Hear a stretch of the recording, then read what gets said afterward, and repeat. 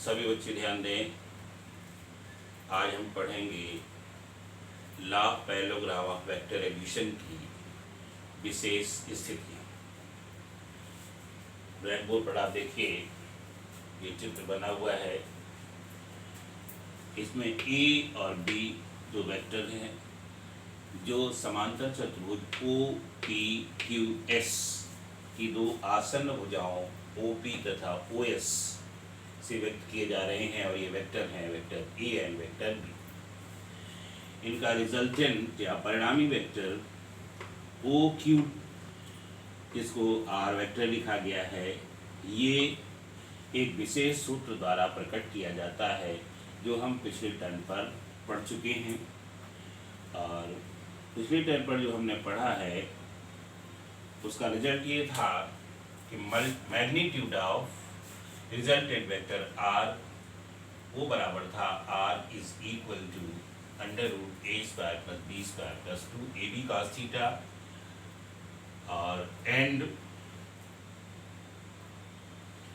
Angle of the vector R with vector A is alpha, then tan alpha is equal to B sine theta upon A plus B cos theta. अब हम हिंदी में लिखा है सदिशों के योग के समांतर चतुर्भुज नियम की विशेष स्थितियां या स्पेशल केसेस। पहला केस है if two vectors are in the same direction, in the same direction, मतलब दोनों वेक्टर समदिश हैं या एक ही दिशा में हैं। देन बेटा ध्यान दीजिए, जब दोनों वेक्टर समदिश होंगे तो कुछ इस प्रकार से होंगे, और जब ऐसे होंगे तो इन दोनों के बीच का एंगल, इन दोनों के बीच का एंगल 0 हो जाएगा। तो यहाँ पर हो जाएगा थीटा इज इक्वल टू 0। और शो दैट, यानी तब cos theta is equal to cos 0 is equal to 1, यानी cos 0 की वैल्यू 1 हो जाएगी। तब therefore r is equal to under root a square plus b square plus 2ab, यहाँ पर cos 0 is equal to under root a square plus b square plus 2ab। ये किसी का परफेक्ट स्क्वायर है, यानी a प्लस b का है, तो ये बराबर हो जाता a प्लस b। इधर ध्यान दीजिए, मतलब दोनों वेक्टरों के परिमाणों के योग के बराबर होता है। रिजल्टेंट का परिमाण दोनों वेक्टरों के परिमाणों के योग के बराबर होता है। एंड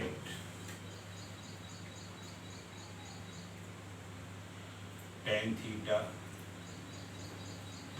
इज इक्वल टू, ऊपर हो जाएगा b sine 0 upon a plus b cos 0। बेटा साइन 0 हमेशा 0 होता है, तो ये पूरा का पूरा 0 हो जाएगा। इसका मतलब है कि परिणामी और दोनों वेक्टर तीनों एक ही दिशा में होंगे, यानी उनके बीच में कोई एंगुलर एलिवेशन नहीं। सभी बच्चे समझ गए होंगे। और एक बात ध्यान रखें, इस स्थिति में वेक्टर योग अधिकतम होता है। सेकंड केस देखिएगा, इफ two vectors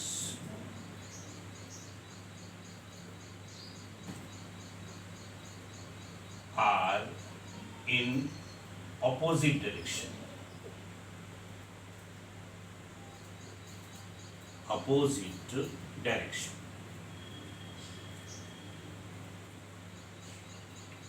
बेटा ध्यान दीजिए, ये कुछ इस तरह से होंगे, एक इधर को होगा तो दूसरा इधर को होगा। अगर ये हो जाएंगे तो इनके बीच का एंगल जो है वो 180 डिग्री का हो जाएगा। तो यहाँ पर then theta is equal 180 degree. और बेटा जब थीटा 180 डिग्री हो जाएगा, so that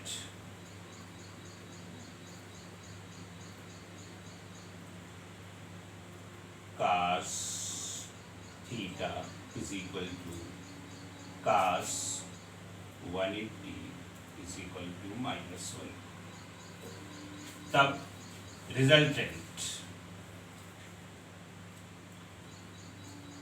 R is equal to, ये हो जाएगा under root A square plus B square plus 2ab cos 180 degree.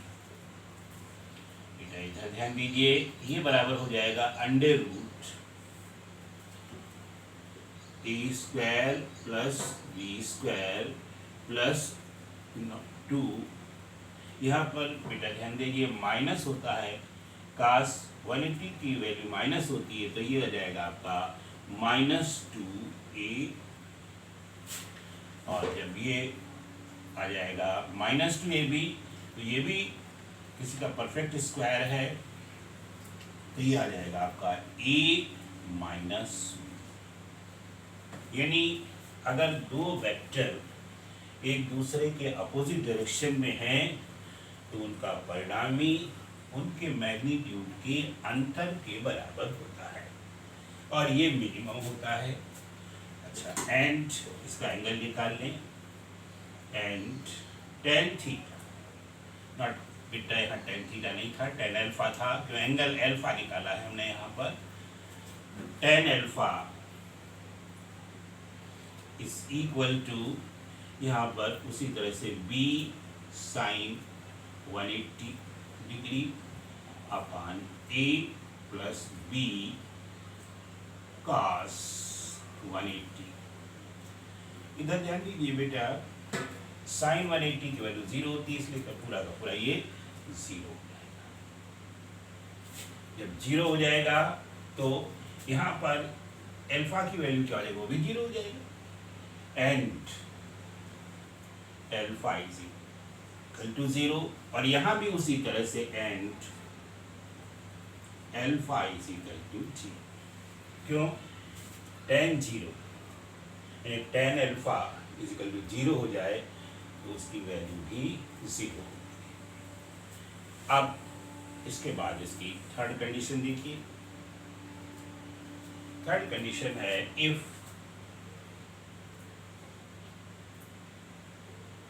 two vectors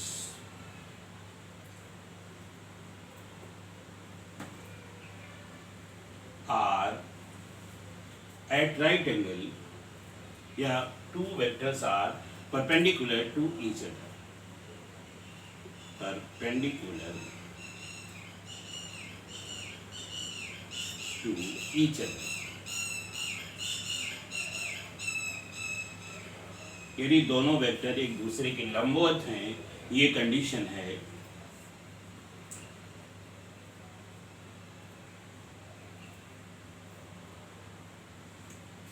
यहाँ पर then theta is equal to 90 degree, so that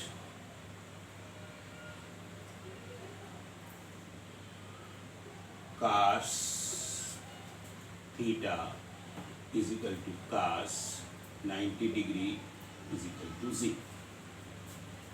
Therefore, R is equal to under root a square plus b square plus 2ab cos 90। और बेटा सभी लोग जानते हो cos 90 की value 0 होती है, तो यहाँ पर ये चीज़ हट जाएगी, यानी ये चीज रह जाएगी under root A square plus B square. क्यों? ये 0 हो जाएगा।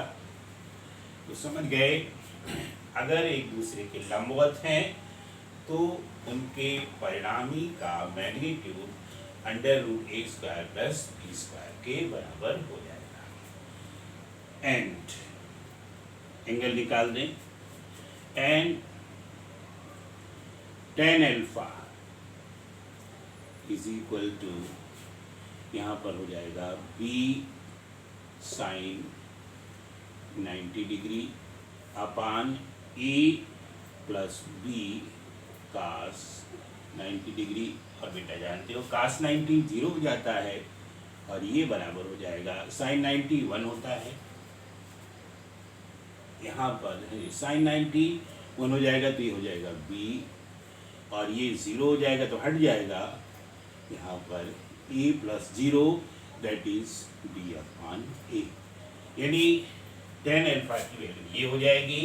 तो alpha is equal to, therefore alpha is equal to tan inverse b upon a। ये वैल्यू अल्फा की आ जाती है, यानी ये एंगल आ जाएगा रिजल्टेंट जो वेक्टर a के साथ बनता है। तो इस तरह से इसकी ये 3 स्पेशल कंडीशंस होती हैं, सभी बच्चे इनको याद रखेंगे। अब इनमें हम एक विशेष बात और बताए देते हैं, ध्यान रखिएगा। कभी कभी पूछ दिया जाता है law of parallelogram of vector addition में जो डायगोनल दोनों वेक्टरों के पॉइंट ऑफ इंटरसेक्शन से गुजरता है वो इन दोनों के रिजल्टेंट के मैग्नीट्यूड को बताता है, यानी इन दोनों के योग की मैग्नीट्यूड को बताता है। और अगर इसी पैरेललोग्राम का दूसरा डायगोनल जो कि SP या PS होगा, अच्छी तरह से इसको ध्यान से समझ लें, ये दूसरा डायगोनल ये बनेगा, ये डायगोनल जो है वो इन दोनों वेक्टरों के अंतर को बताता है। यानी अगर हम इन दोनों का अंतर लिखना चाहें, जैसे मान लीजिए हम a माइनस बी लिखना चाहें, तो वो डायगोनल जो है वो SP हो जाएगा, है ना। तो ध्यान रखिएगा, मतलब अगर हम दूसरा डायगोनल ले लेते हैं तो ये डायगोनल इन दोनों वेक्टरों के अंतर के बराबर होता है। इसकी हम वेक्टर इक्वेशन भी लिख सकते हैं, लेकिन यहाँ उसकी आवश्यकता नहीं है, इसलिए हम नहीं लिख रहे हैं। केवल ये ध्यान रखिएगा, एक डायगोनल योग को बताता है और दूसरा डायगोनल उनके अंतर को बताता है। अब सभी बच्चे समझ गए होंगे, समझकर इसको याद कर लेंगे।